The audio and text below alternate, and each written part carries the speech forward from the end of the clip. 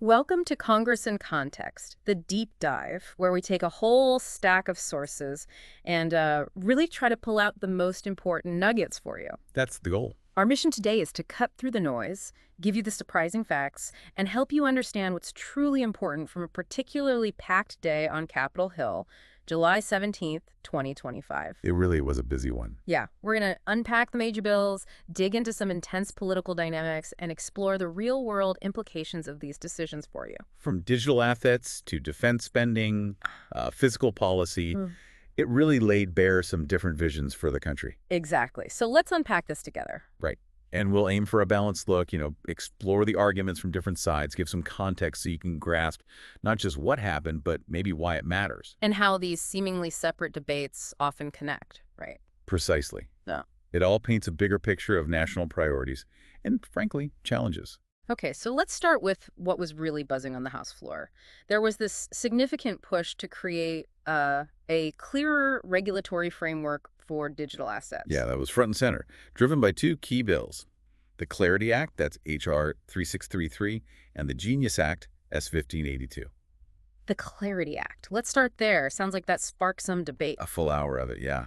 Pretty intense. You had Mr. Hill of Arkansas leading the support, and Mrs. Waters of California strongly opposing. Okay, so what were the supporters saying? Why was it so crucial to them? Well, folks like Mr. Flood, Mr. Johnson of South Dakota, Mr. Thompson, they argued it was essential, to bring regulatory certainty. To avoid another crisis. Exactly. They kept bringing up the 2022 crypto exchange collapse. Remember, that wiped out maybe $8 to $10 billion. Right. They even quoted the former Biden CFTC chair, Russ Bainum, who basically testified that inaction, well, it only leads to greater risk. So doing nothing isn't really an option in their view. Not at all. They see blockchain, Web3, all that as transformative. But only if, as one person put it, we can keep government from continuing to screw this up. And Mr. Gottheimer mentioned consumer protection too, and something about a Trump coin. Yeah, he framed it as protecting consumers and ensuring oversight for various digital assets, including, what he casually called Trump coin and others. But clarity wasn't the word everyone used, was it? Mrs. Waters had a different name for it. She did. She famously called H.R. 3633 the Calamity Act. Calamity. Wow. What were her main objections? Very fierce opposition. She argued it was a vote to give Trump the pen to write the rules that would put more money into his family's pockets. Okay, strong claim. And she warned about increased investor harm, maybe even setting up the next financial crisis. She even claimed the president and VP would be the only elected officials allowed to own crypto businesses under the bill. Really? And Public Citizen jumped in too. Yeah, echoing that sentiment, using some really harsh language. Calling innovators craven fraudsters, looting the vulnerable with a Ponzi scheme. It shows just how polarized this whole debate became. Definitely. Okay, beyond the politics, what about the numbers? The CBO, the Congressional Budget Office, they weigh in nonpartisanly, right? What did they estimate? They did. Their estimate suggested that enacting H.R. 3633 wouldn't significantly hike up net direct spending or deficits way down the line, like over the next 40 years. Okay, but what about nearer term? Costs for businesses, maybe. Yeah, that's key. The CBO did estimate that the bill could impose over $206 million in new compliance costs on the private sector just in 2025. Over $200 million. That's not insignificant. No. And mandates on state and local governments were estimated below $103 million that year. So a noticeable regulatory shift for businesses in this space. Got it. So that's clarity. What about the other one, the Genius Act, S1582? Right, the Genius Act. Mr. Thompson and Chairman Hill championed it. It got a boost from having 68 bipartisan votes over in the Senate. Okay, bipartisan. What did it focus on? Mainly stablecoins, those digital currencies pegged to things like the dollar. The act acknowledged they could make our payment systems more efficient. And the argument was it helps the dollar. Yeah, proponents stressed it helps maintain the U.S. dollar as the world's reserve currency, but still, fosters private sector innovation. But not universal acclaim. No. The AFL-CIO, for instance, came out strongly against both the Genius and Clarity Acts. Why? What were their worries? Risks to retirement funds, risks to overall financial stability. They felt the bills enabled crypto without effective oversight. Setting up another crisis, in their view. That was the fear. They said it created the perfect environment for the next financial crisis to germinate. And they specifically pushed back on stablecoins, saying they're not inherently stable, pointing to the Silicon Valley Bank failure as an example. Right. Okay, moving beyond those two, there was another digital currency debate that felt, well, almost more fundamental. The CBDC Anti-Surveillance State Act. Yes. That one definitely touched some nerves about privacy, government control, big philosophical questions. So who was pushing for this and why? Proponents like the Majority Whip, Mr. Emmer and Mr. Davidson, they wanted to basically codify President Trump's efforts to prevent a U.S. central bank digital currency, a CBDC. Prevent it entirely. Why? They framed a government-issued CBDC as, and this is a direct quote, nothing more than an Orwellian surveillance tool. Wow. Orwellian. Yeah. They argued it could erode the American way of life, maybe even resemble Chinese Communist Party characteristics. The focus was all on protecting liberty, limited government, privacy. Let the private sector innovate, they said. And Mr. Hill mentioned a paper influencing his view. He did, yeah. Referenced a white paper by Congressman Jim Himes that apparently helped convince him a CBDC was not the direction to go in. And concerns about debanking. What's that about? That was a big part of it. Debanking is when financial institutions might deny services based on political views or other non-financial reasons. They cited examples from Canada, past U.S. administrations, arguing a CBDC could make that kind of thing much easier, much worse. But surely there were arguments for exploring a CBDC. It sounds like banning even research is pretty extreme. Oh, absolutely. Opponents like Mrs. Waters and Mr. M.C. Govern called banning research a stunning definition of ignorance. Ignorance. Yeah, they pointed out the U.S. would be the only country banning research on CBDCs, asking, essentially, are we afraid of knowledge? And potential benefits. Did they cite any? They did. They brought up a J.P. Morgan Chase estimate, potentially $100 billion saved annually in cross-border payments if we had a wholesale CBDC. $100 billion. That's a lot. Huge. And the counter-argument was this kind of short-sightedness lets China position the dollar as antiquated while their digital currency looks like the future. And Mr. Khanna's point. He framed it as the American people wanting digital currency options, not just ones that, as he put it, enrich the crypto bros. A clear shot at the existing crypto market. Okay, a really fundamental split there. Let's shift gears now. The House Appropriations Committee sounds like they had a full plate, too. They reported the FY26 Defense Appropriations Bill, H.R. 3944. They did, yes. Favorably reported, but that definitely didn't mean it was smooth sailing. No. What was the issue? Contention right out of the gate, especially over the Ukraine Security Assistance Initiative. Ah, funding for Ukraine. What happened there? Ms. Kaptur, a senior member on the Defense Appropriations Subcommittee, expressed deep concern and disappointment. The bill, as reported, completely eliminated funding for that initiative. Eliminated it entirely. Yeah. She called the bill incomplete and dangerous, especially since the Pentagon hadn't even submitted its full budget request for FY26 yet. She invoked Jefferson, JFK, Reagan, historical commitment to liberty, And Representative Green took it even further. She did. Mrs. Green offered amendment number 116. It sought to prohibit any funds at all for Ukraine assistance. Any funds? What was her reasoning? She argued it's not America's war, that the U.S. has already given almost $175 billion, and we should focus on our own borders. How did that vote go? Rejected pretty decisively. 76 ayes to 353 noes. Okay. And others strongly opposed her amendment. Very strongly. Mrs. McCollum called eliminating the funding a huge mistake that only emboldens Putin. And she made an interesting point. What was that? She noted that President Trump himself had, just the other day, announced the decision to provide billions of dollars of equipment to Ukraine through our NATO partners, suggesting continued allied support, even from the administration. Interesting dynamic. Okay, beyond Ukraine, the committee got into some really specific debates about hardware and even some unusual stuff, right? Oh, yeah. This is where you see Congress really getting into the weeds. For example, Mr. Davidson of Ohio had amendment number 57. What was that about? It aimed to strike a provision forcing the Navy to keep its littoral combat ship fleet, the LCS. Ah, the LCS. Those have been controversial, haven't they? Hugely. Davidson called the program, which cost over $30 billion with ships at like $500 million each, a textbook example of Pentagon inefficiency. Strong word. Said it undermines our national security, endangers our sailors, and wastes taxpayer dollars. He wanted the Navy to have the authority back to make its own strategic calls on those ships. Makes sense. And then lab-grown meat for the military. Chuckle slightly. Yeah. Yeah, that was Amendment 106 from Mr. Gosar of Arizona. He wanted to prohibit funds for something called biomaiety, the bioindustrial manufacturing and design ecosystem. Biomade, and his issue was. He stated it funds lab-grown meat and protein products for the military. And he asked, rather pointedly, how disgusting does that sound? Okay. Why do Marines need lab-grown meat when the U.S. is full of delicious beef? He framed it as rewarding government bioindustry over American cattle ranchers. But I imagine there was a counter-argument. Sounds like there might be more to Biomade than just burgers. Absolutely. Ms. McCollum opposed it, saying the program helps assure allies, provides humanitarian aid, but Mr. Calvert gave a really forceful defense. What did he say? He cited the bipartisan National Security Commission on Emerging Biotechnology.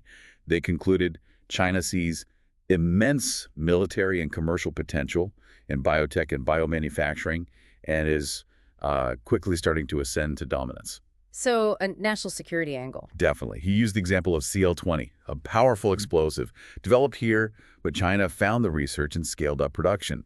Now it's in their arsenals and Russia's. Wow. Calvert emphasized that bioindustrial manufacturing is critical for things like hypersonic fuels, chemicals for munitions, way beyond just food.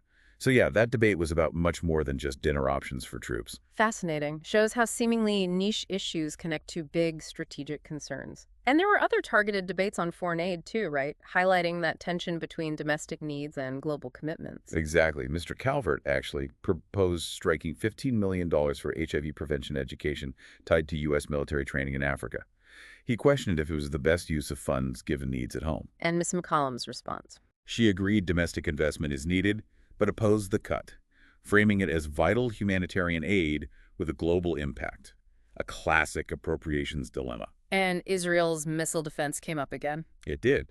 Ms. Green proposed striking $500 million for systems like Iron Dome, arguing Israel is capable and already gets billions annually. But that faced opposition. Strong opposition from Mr. Calvert and Mr. Fine. They rejected the America Last label, pointed out hundreds of thousands of Americans live in Israel, the sheer number of rockets fired. Since October 7th, yeah. Right. They stressed the funding is for defensive measures and actually helps U.S. defense research, too. Mr. Fine specifically said Iron Dome research helps the U.S. defend itself. And they acknowledged the Palestinian situation. Yes, they mentioned the tragedy for Palestinians and supported humanitarian relief for Gaza. So, a complex position. Okay. And one more point of contention. Lebanon. Right. Mr. Stubbe of Florida wanted to stop all U.S. taxpayer money going to the Lebanese Armed Forces, the LAF. Why? What were his concerns? He cited worries about Hezbollah sympathizers within the LAF, calling it a potential proxy of the Iranian terror regime. Argued money is fungible, so funding the LAF might indirectly help Hezbollah. And the context. What's the LAF's role currently? Well, the source material notes they deployed to southern Lebanon to implement that November 2024 ceasefire between Israel and Hezbollah. And a proposed sale of A-29 aircraft sustainment was meant to support that effort. So, a complicated picture. Very. The material also mentioned the LAF using its attack aircraft against Syrian positions, and that the Biga Valley is considered a Hezbollah stronghold. So valid points on multiple sides, really. And lastly, some amendments boosting U.S. capabilities and even map depictions. Yes, smaller items, but still significant. Mr. Joyce and Mr. McKenzie pushed for more funding for heavy dump trucks for the Army, essential for construction, supporting the defense industrial base, specifically mentioning MAC Defense in Pennsylvania. Okay. And then Mr. Tiffany and Mr. Calvert backed an amendment to stop any funds being used for maps showing Taiwan as part of the People's Republic of China. Reinforcing the U.S. stance. Exactly. Emphasizing Taiwan is not a part of the People's Republic of China. Ties into broader efforts to strengthen ties with Taiwan, like the Taiwan Relations Reinforcement Act. Wow, that's a lot to cover from just the Appropriations Committee and the House floor on one day. It really feels like Congress is juggling a dozen massive, distinct issues simultaneously. It often is. And, what often gets missed is how these seemingly separate debates, digital money, defense tech, foreign aid, they're all tangled up, reflecting these core tensions about our priorities and place in the world. Okay, let's talk about the two sort of flagship legislative packages that really define this period. The One Big Beautiful Bill Act and the Rescissions Act. These seem like fundamentally different philosophies on spending and policy. Oh, absolutely. Polar opposites in many ways. The One Big Beautiful Bill Act, signed by President Trump back on July 4th, Senator Lankford described it as having dramatic effects in so many areas. What were some key areas he highlighted? Well, first, he said it completed over half of the new Farm Bill, specifically updating those crucial reference prices for farmers and ranchers.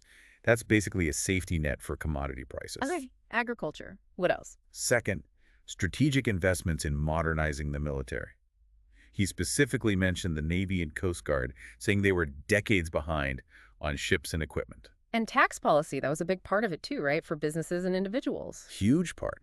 For businesses, the major change was making full expensing permanent. Full expensing. Remind us what that means. It means if you own a business, buy a big piece of equipment like a truck, manufacturing gear, you could deduct the entire cost from your taxable income in the year you buy it. Instead of spreading it out over years? Exactly. It's a big upfront incentive to invest.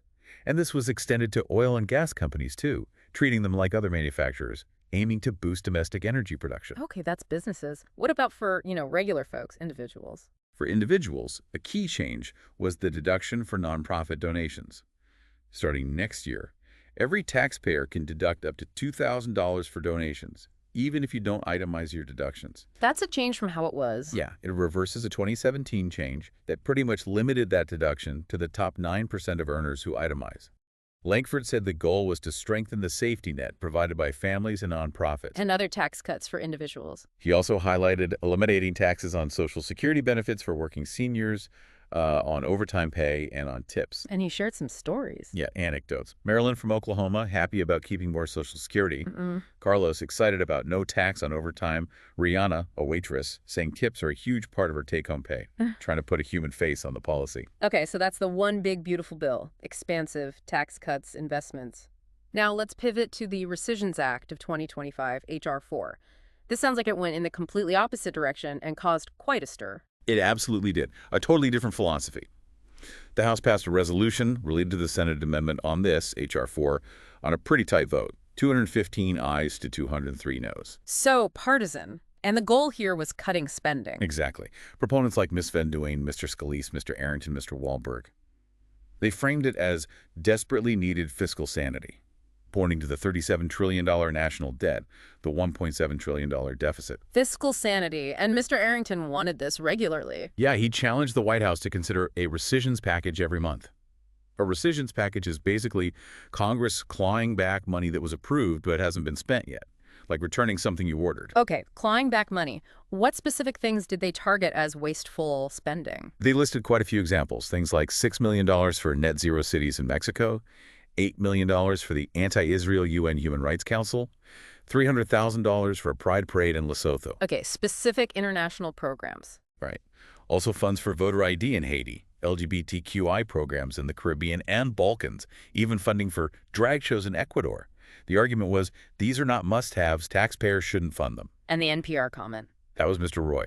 He suggested if MSNBC can find sponsors, NPR should be able to as well, implying public broadcasting doesn't need federal funds. But opponents saw these cuts very differently, I assume. Not as waste, but as harmful. Very much so. Yeah. People like Mr. McGovern, Ms. Pelosi, Ms. Stansbury, Mrs. Adams, they vehemently opposed the act, called the cuts deeply harmful. Harmful how? What were their specific concerns? They warned it would jeopardize life-saving health care, undermine Ukraine and our allies. Mrs. Pelosi specifically hit on cuts to international aid for poverty and diseases like AIDS, arguing it lets China and Russia seize influence as we retreat. A strategic argument against the cuts. And public broadcasting, they push back hard on that too. Absolutely. Mrs. Adams argued public broadcasting saves lives during emergency situations, citing Hurricane Helene in her state. Said slashing funding delays critical information. And Ms. Legger-Fernandez had a memorable line. Chuckles, she did. Yeah. A very pointed criticism, saying Republicans were taking Elmo off the air and eating your public programs to serve caviar to their donors, really highlighting the stark divide. And they contrasted this with the cost of the One Big Beautiful Bill. Yeah, opponents claim that bill added $4 trillion to the debt, calling it a tax break for billionaires. They cited figures saying the top 1% got 22% of the cuts, top 20% got 66%. So accusing Republicans of hypocrisy. Essentially, yeah. Yeah. Mr. McGovern called it a con and pointed to things like incinerating 500 metric tons of expired aid meant for kids in Afghanistan and Pakistan as examples of real waste that wasn't being addressed. Okay, so two very different approaches to the nation's finances clashing head-on. Beyond legislation, July 17th also saw some intense political maneuvering, didn't it? The Epstein Files issue seemed particularly contentious. Oh, absolutely. That was a major flashpoint in both the House and Senate. What happened in the House? Well, Mr. McGovern and Mr. Khanna were pushing really hard for a floor vote to release documents related to Jeffrey Epstein. They cited public demand, previous promises of full transparency from A.G. Bondi, Kash Patel, Dan Bongino. Promises they felt weren't being kept. Exactly. They accused Republicans on the Rules Committee of blocking a real vote, saying a proposed GOP resolution was just a non-binding, quote, glorified press release and a con, not real action. And this spilled over into the Senate, too. It did. Senator Gallego introduced Senate Resolution 325. It basically expressed the Senate's view that the DOJ should release appropriate non-sensitive materials. And he challenged the idea there was nothing to release. Directly. He pointed to a New York Times report about a big Epstein file with actionable information supposedly locked away at the Treasury Department. Locked away? Yeah. He even quoted a Treasury official's response to his inquiry as basically being code for go pound sand. But Senator Cruz objected. He did. Objected to passing the resolution by unanimous consent, calling it political theater. He questioned why Democrats hadn't pushed this harder over the last 4 years when they had more power. Okay, another political hot potato. We also heard about a debate concerning the Smithsonian, touching on cultural issues. Yes, Senator Blackburn raised concerns. She argued the Smithsonian had strayed from its original mission, promoting woke ideology and political agendas, instead of teaching values like individual liberty, justice, and equality. And she cited a court case. Right, Raven v. Sargent. A federal court ruled the Smithsonian is a government institution through and through, meaning Congress has oversight. She specifically criticized an exhibit featuring Anita Hill, but not the justice she testified against, Justice Thomas, framing it as unbalanced. Interesting. And finally, a senator holding up a military nomination. That highlights individual power, doesn't it? It really does. Senator Padilla of California placed a hold on Lieutenant General Thomas Cardin's nomination to be Vice Chief of the National Guard Bureau. Why? Padilla said it stemmed from the Trump administration's deployment of military forces to Los Angeles, which he called unnecessary and political. LTG Cardin oversaw that operation with Northern Command. And Padilla felt it was improper? He emphasized deploying the Guard against the wishes of the governor, against the wishes of the mayor, and against even the wishes of local law enforcement. None of that is normal, expressing deep concern about the precedent. Okay, so as we wrap up this deep dive into July 17th, 2025, it's really clear these weren't just isolated debates. They have real implications moving forward, don't they? Affecting the country you live in. Absolutely. Take digital assets. The push for regulation with clarity and genius, that signals a clear direction towards setting up a formal framework for crypto, stablecoins. That's likely to continue. But the CBDC fight shows a deep split remains. A fundamental one. About government's role in finance, about your privacy. That debate isn't going away. It'll shape how tech gets integrated into the economy, potentially impacting your financial future. And the defense spending debates, they reveal bigger trends too. Definitely. Those arguments over funding Ukraine, Israel, Lebanon, modernizing the LCS, or investing in biomade ease, they all reflect that constant tension between focusing inward and engaging globally. And a focus on the industrial base. Yeah, strengthening the U.S. defense industry, reducing reliance on rivals for critical stuff, investing in AI, quantum. It suggests a long-term strategy for national security in a really complex world that affects jobs, alliances, everything. And finally, that stark contrast between the One Big Beautiful Bill and the Rescissions Act. That ideological divide impacts every taxpayer, right? Directly. One philosophy favors broad tax cuts, strategic investments to boost the economy, strengthen safety nets. The other prioritizes cutting spending on programs deemed wasteful to tackle the debt. And those choices affect everything. Everything from farm subsidies to military readiness, public TV to foreign aid. It directly shapes the services and opportunities available to you as an everyday American. Well, we hope this deep dive has given you a clearer picture of the really complex issues debated back on July 17th, 2025. It's just so important to stay informed about these conversations because ultimately they do shape your life. Absolutely. And remember, your engagement really is crucial for democracy to work. You can actually find and read the full text of these bills. Clarity is H.R. 3633, Genius is S. 1582, Rescissions is H.R. 4. Plus, all those defense amendments, just go to congress.gov. Congress.gov, good resource. And if you have thoughts on this stuff, reaching out to your representatives is genuinely a powerful way to make your voice heard. You can find their contact info easily on house.gov and senate.gov. And keep an eye out for upcoming hearings, too. Committee websites, financial services, agriculture, appropriations, foreign relations, armed services, they'll list hearings on digital assets, defense programs, all this stuff. So here's something to think about as we close. As you understand more about this intricate dance of legislation and politics, the why behind these battles, how might that understanding empower you to help shape the future direction of the country?